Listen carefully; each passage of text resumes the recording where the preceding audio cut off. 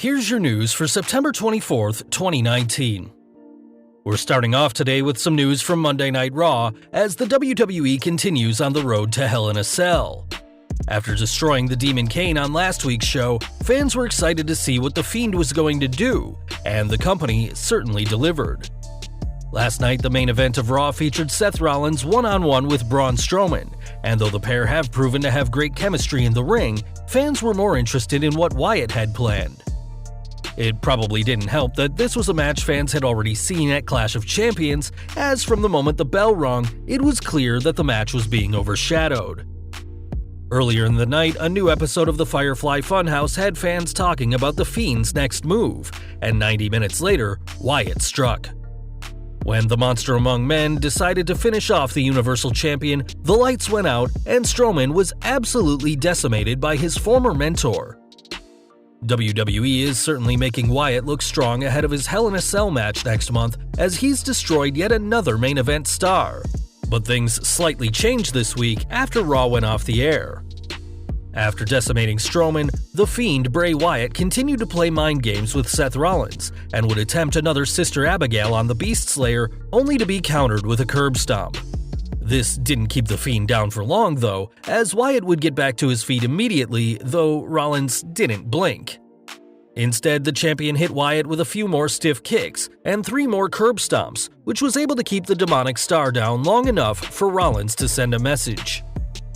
Though The Fiend may have become the master of mind games, it's not so clear whether they're working on the Beast Slayer, so expect huge things from the pair on October 6th at Hell in a Cell.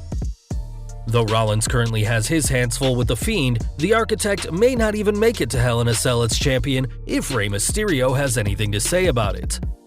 On this week's season finale of Raw, Mysterio took part in a fatal 5-way elimination match with a truly all-star cast, including himself, US Champion AJ Styles, Intercontinental Champion Shinsuke Nakamura, Raw Tag Team Champion Robert Roode, and Ricochet. After the former NXT star got Ricochet eliminated first, surprising many, this left Mysterio with the 3 heels, though the trio quickly turned on each other. First, Styles took out Nakamura with a phenomenal forearm, a reminder of the pair's feud last year over the WWE Championship. While he may have eliminated the King of Strong Style, Styles had no time to celebrate, as he was quickly dropped with a glorious DDT and eliminated, leaving the match between Mysterio and Roode. Though having this pair as the final 2 in the match seemed strange, Executive Director Paul Heyman is reportedly a fan of Roode and wants to push him in the main event, while the match took place in Mysterio's hometown of San Francisco. With the crowd behind him, Mysterio was able to drop Roode with a 619 and Frog Splash to get the huge win. Dedicating the win to his son Dominic, Rey will now challenge for the Universal title on next week's season premiere of Raw, as the Masked Marvel has come a long way from considering retirement not too long ago. Though few expect Mysterio to actually win the match, the question is now, will fans get a clean bout between Rey and Rollins, or will The Fiend strike once again? Following Monday night's WWE Raw broadcast, Becky Lynch came to the ring. She was followed by Charlotte. Then out came Bayley and Sasha Banks, so it'll be a tag team dark main event.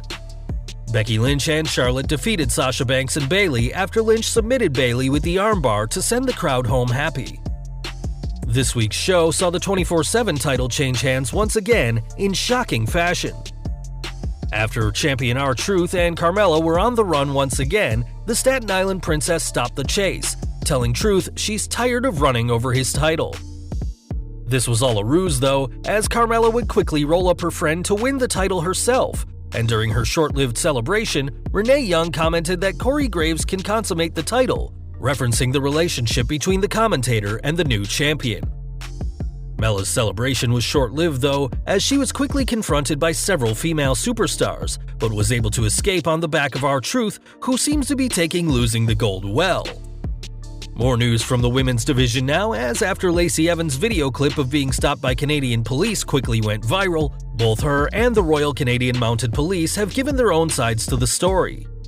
Last week, Evans posted a video of her getting stopped by a Mountie, no, not the wrestler, but an actual Mountie, with the sassy Southern belle furiously asking the officer if he knew who she was.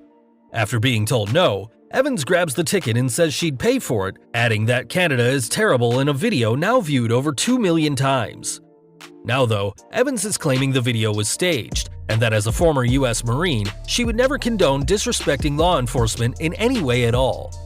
She also gave a statement to CTV News in Edmonton stating, "My character is a sassy bad guy, so I play the role often.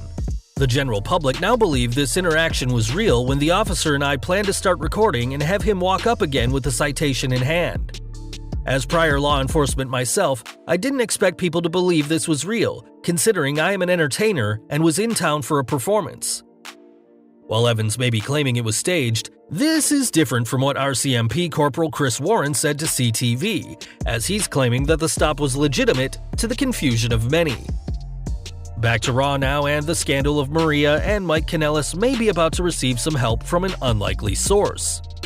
Over the years, Maury Povich has tested tons of people to determine who is and isn't the father of a child, and now the legendary daytime host is ready to help the Kanellises uncover the truth.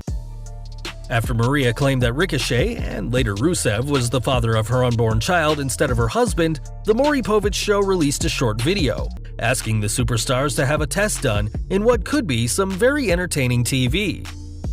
Whether the superstars take Povich up on his offer remains to be seen, but it's not every day a WWE storyline draws the attention of such a massively popular host.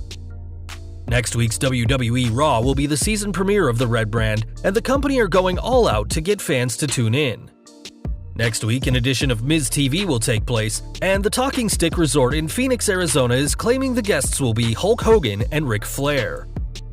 Two of the biggest stars of all time, Hogan and Flair both appeared on Raw Reunion in July, and Flair was briefly on last week's SmackDown Live. Not only that, next week's Raw will also feature the return of Brock Lesnar just days before his WWE title match against Kofi Kingston on the debut episode of SmackDown on Fox, in what is sure to be a huge appearance by the Beast incarnate. We're stepping out of the ring now, as though fans may still be reeling from a recent confrontation between Dolph Ziggler and Goldberg, things aren't what they seem. Recently, a video emerged of the two having an altercation at a Las Vegas restaurant, with Ziggler later calling the Hall of Famer a dipshit, though according to PW Insider, this is all part of an angle. The report states that WWE are going all out to make SmackDown on Fox a success, and this altercation is leading to the former Universal Champion appearing on the Blue brand. It'll be interesting to see whether Goldberg will appear on SmackDown next week on Fox, but if he does, it seems that Dolph Ziggler is next. The WWE has had a series of returns recently, with Rusev and Luke Harper appearing on TV last week, and on this week's Raw, EC3 made a comeback of his own. With that said, things didn't go great for him, as he was quickly crushed by the Bulgarian Brute in under a minute, getting little offense in. Since being called up to the main roster in February, the former Impact World Champion has had nothing of note to his career, despite being a four-time 24/7 champion. Though it's nice for him to be back on TV again, it's obvious the company doesn't have any plans for him, as we can't help but wonder whether it's too late for EC3 to return to NXT, return to Impact, or even jump ship to AEW. And finally, we've got some news from Liv Morgan, as the pink-haired superstar continues to concern fans. Since taking time off TV, Morgan has been caught sitting in the rain and cutting off her hair, though did get a reunion with her Riot Squad sisters, though not on TV. Now, Morgan has sent an interesting tweet out with the number 851216, and codebreakers in the WWE universe quickly deduced that this spelled out the word help. According to reports, WWE isn't going to bring Morgan back until she's ready and they have a plan for her, though that clearly hasn't stopped the 25-year-old from remaining one of the most discussed WWE superstars, despite not being on screen. This week's edition of Raw saw a huge match between Women's Tag Team Champion Nikki Cross and Sasha Banks, and though both gave their all, it was the Boss who emerged victorious. After Cross's partner Alexa Bliss had to leave a tag match early because of the Boss and Hug connection, Cross was eager to get revenge, and dominated early in the match. Countering a sleeper hold, Banks was able to take control, though Cross rallied with a running bulldog for the near fall. Recovering, the blueprint would target Cross's leg, though the Scottish Star would hit a neckbreaker for a very near fall. With Cross seemingly having the match won, SmackDown Women's Champion Bayley made her presence known, and though she was attacked at ringside by Bliss, this distraction gave Banks enough time to lock in the Banks statement for the submission win. Next week, Banks will face Alexa in singles action, in what many fans know will be fueled by some very real beef between the two. The backstage heat between the pair is the stuff of legend, and it seems Alexa referenced it on TV, saying, "Look, I know what everyone's thinking, so you should know what I'm thinking too." It seems the feud between these two is far from over, though we're wondering how long this feud can last after next month's draft ends the wildcard rule. Though Bliss and Cross may have come up short this week, the Viking Raiders were able to score a big win of their own over the OC.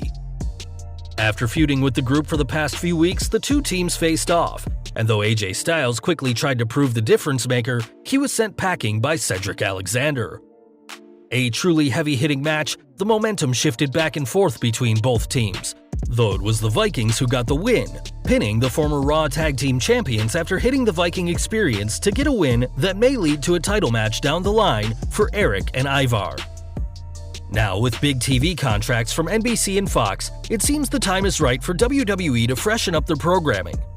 According to reports this week, the company is apparently ready to bring back Pyro, though this may have been influenced by AEW having pyrotechnics for their shows.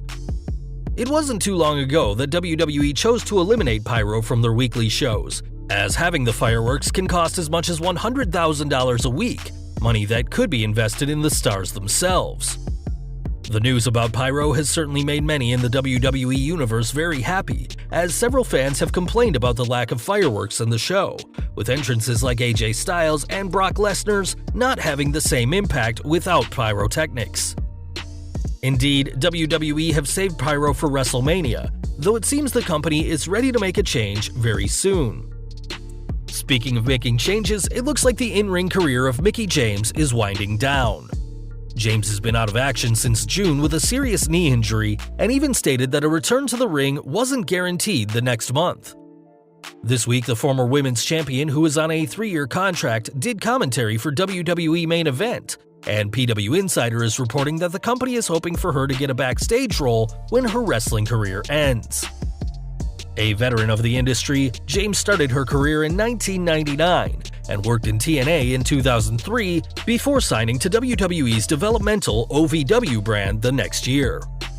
Joining the main roster in 2005, James would capture the WWE Women's title 5 times, as well as the Divas title once, before her departure in 2010. Moving back to Impact, James would become a 3-time Knockouts champion, before returning to face Asuka at NXT TakeOver Toronto in 2016, a match that convinced the company to re-sign the singing wrestler.